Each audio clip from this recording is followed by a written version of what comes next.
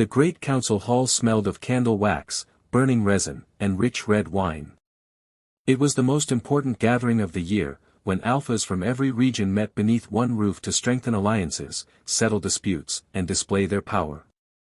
For Lahi, the night meant something else entirely. For 3 weeks she and Petra had worked on a dress. Petra, her closest friend among the servants, had spent countless evenings stitching silver thread into dark fabric she had carefully saved for months. The finished gown was the color of midnight, elegant despite its simplicity. When Lahi looked at herself in the polished bronze mirror, she almost believed Petra's words. "You look like an alpha's daughter." Lahi had laughed then. She was not an alpha's daughter.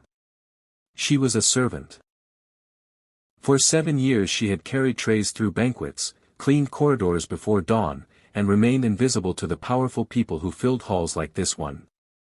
But tonight was supposed to be different. 3 months earlier, Corvin Ashdale, son of the Griffin Pax Alpha, had promised her a future. During a quiet night while she served wine to the guards, he had confessed his feelings. He had told her that at the clan gathering he would choose her publicly.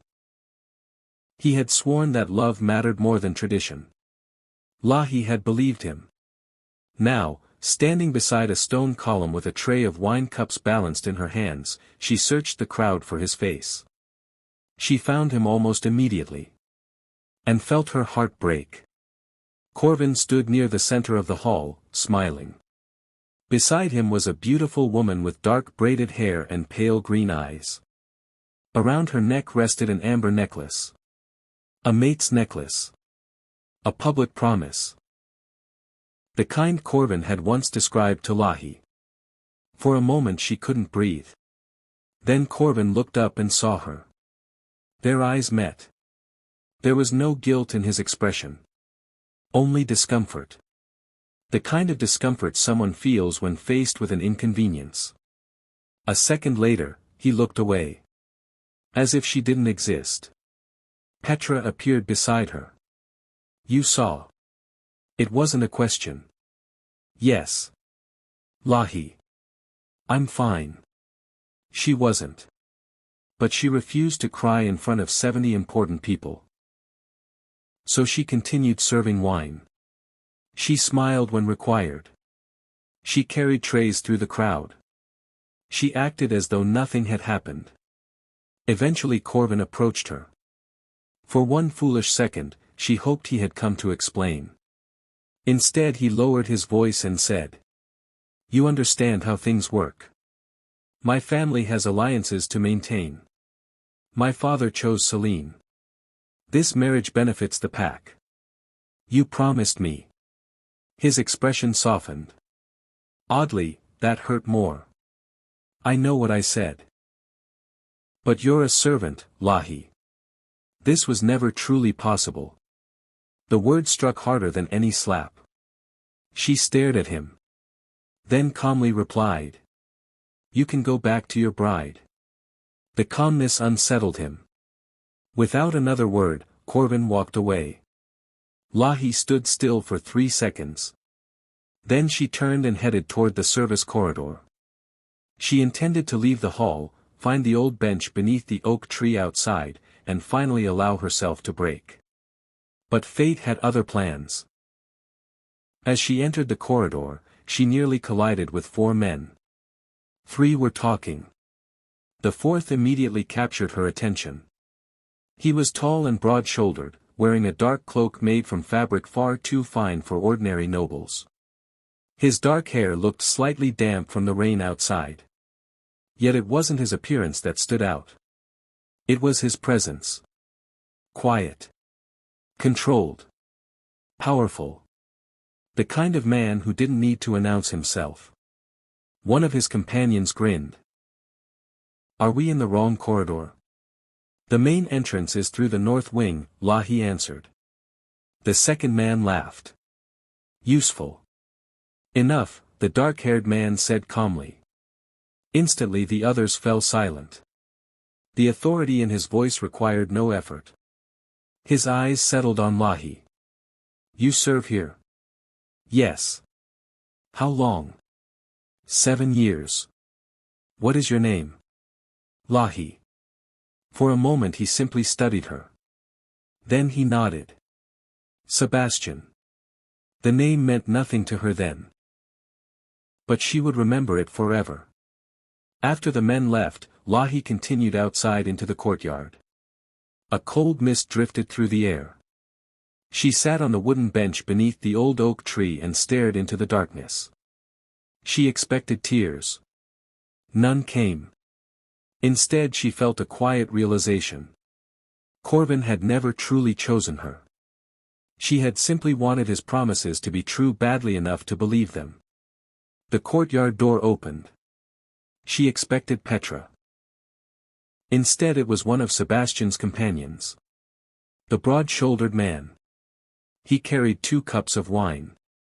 Without asking permission, he sat across from her and offered 1 cup. She reluctantly accepted. You noticed our insignia, he said after a while. You learn things after 7 years. He smiled. What else do you learn? Who to trust. Who to avoid. The man laughed. And which am I? I haven't decided. His smile widened. After a moment he became serious. Sebastian noticed you. Lahi blinked. What? He notices everyone. But very few people hold his attention. She rolled her eyes. I nearly ran into him. That isn't why. His expression remained sincere. Before leaving, he said one final thing. Someone made you feel worthless tonight. I thought you deserved one honest thing before the night ended.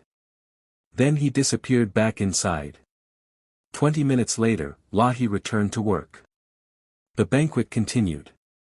Music played. Guests laughed. Servants moved between tables. At the far end of the hall, Sebastian stood speaking with 2 senior alphas. He listened more than he spoke. And people listened when he did. Lahi went back to serving. Then the main doors opened. 4 new men entered. Travel-worn. Dusty. Quiet. Something about them immediately felt wrong. Years of observing people had sharpened her instincts. These men weren't looking for friends. They were looking for a target. Lahi watched carefully. One exchanged a brief glance with another. A signal. Her stomach tightened. Then she heard it. A small metallic click. Soft. Precise. A sound she recognized from years spent around armed guards. The sound of a crossbow being prepared. Her eyes snapped toward Sebastian. His back was partially turned. He hadn't noticed. The hall remained unaware. The attacker slowly reached beneath his cloak. Lahi didn't think. She moved. The tray slipped from her hands and crashed onto the stone floor. Cups shattered. Heads turned. She sprinted across the hall. 1 step. 2. 3. 7 steps in total. Then she planted herself directly in front of Sebastian. Arms spread. Body exposed. Heart pounding. Stay still, she said. The words were calm despite the terror flooding through her. For a single second, nobody understood what was happening. Then everything exploded into motion. Sebastian's hand closed around her arm. Not pulling her away. Protecting her. The assassin raised the concealed crossbow. Trying to regain his angle. Too late. Dane was already moving. The lean companion attacked from the opposite side. Guards rushed forward. And Sebastian moved. Faster than anyone expected. One moment he stood behind Lahi. The next he was across the floor. The crossbow clattered to the ground. The assassin was pinned. The remaining attackers were quickly subdued. Silence fell over the hall. 70 people stared. The entire attack had lasted less than a minute. Lahi stood frozen in the center of the room. Her handmade dress suddenly felt very small beneath so many eyes. Then Sebastian turned toward her. Across the hall, Corvin watched everything.